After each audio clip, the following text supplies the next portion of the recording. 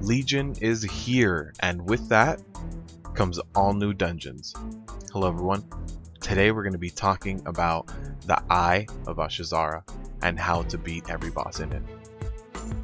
So to start off, all of the trash in this dungeon is pretty straightforward. Just don't stand on anything on the ground. Kill the healers first and then the casters. So here we are on the first boss. The one thing that you need to know about him is he does summon ads. As soon as he does summon the ad, switch over to him first and DPS down that ad. Once that ad is down, go back to the boss. The only other mechanic that this boss has in normal mode is he does throw a spear. Now you will see him have an arrow coming out of him pointing in the direction of the spear. Just do not stand in that path, and everything else is just pretty straightforward DPS. Remember, ads and don't stand in the way of the arrow. Before you can pull the next boss, you need to make sure that you kill the 3 hate coil arcanists that are in the jungle. This is required for you to move on into the dungeon. There's nothing too special about them. They do summon a few torrents on the ground that you need to avoid. You see right here. Just don't stand in them. Now, the next boss, which is a Lady Hate Coil, all you need to do for her is stand near a mound of sand. So once she casts her Static Nova, which she casts here, you need to make sure to go step on land so that she doesn't hit you with it. The other moves that she has is the Beacon Storm, which summons a lot of ads. Just make sure to pick them up, DPS them down as fast as you can. And besides that, she does do another move which requires you to stay in water instead of in land, and you will see her cast it.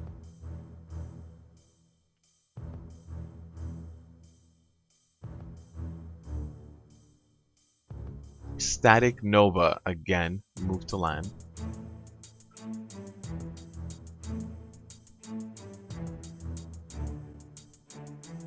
Focus Lightning is her other spell, which requires you to be in water as opposed to on land. So when you see her casting Focus Lightning, stay in the water. When you see her casting Static Nova, go to land. Pick up the ads, DPS them down. That's about it. This third boss is a little bit more difficult. He doesn't really have a traditional fight. All you have to do with him is just keep DPSing him and avoid standing in anything on the ground. There might be a few gusts of wind pushing you around. At a certain point, he does go underground and he does summon a bunch of ads. Just make sure that the DPS is down those ads while you try to maintain yourself on the boss if you are tanking. If not, try to kill those ads first. They do a lot of party-wide damage.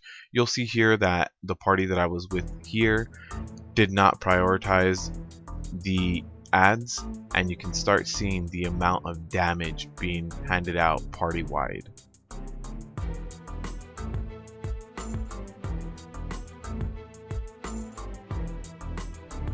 So you see here one of the ads went down, switch back to the boss, and you can start seeing here in the party everybody's starting to go down very fast. Those ads need to be taken care of. If not, if you have good enough DPS, you can just stay with the boss and focus him down.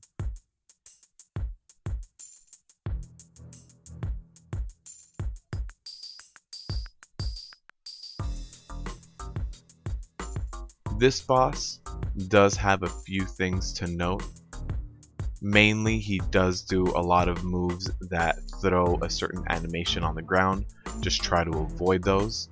Just like that, the ground slam throws a giant AoE on the ground.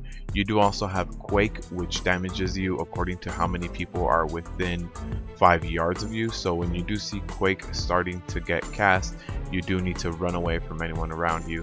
Now you'll see here, I do happen to run through the path of those Call of the Seas. They do hurt a lot. Try to avoid those at all costs. Here's another Quake. Make sure you're not standing by anyone. And that's pretty much it.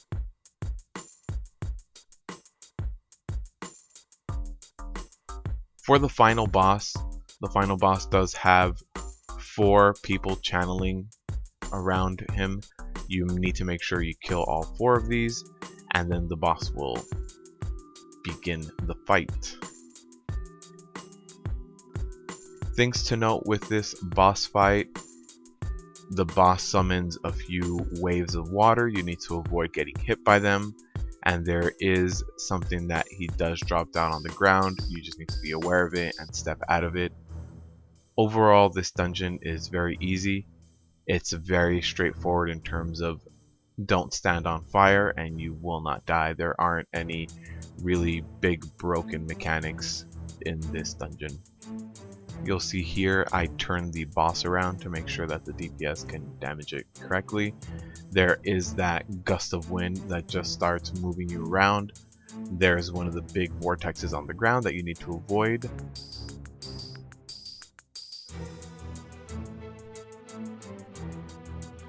And here come the waves as well that you also need to avoid. You will see another one spawns over here, starts coming at me.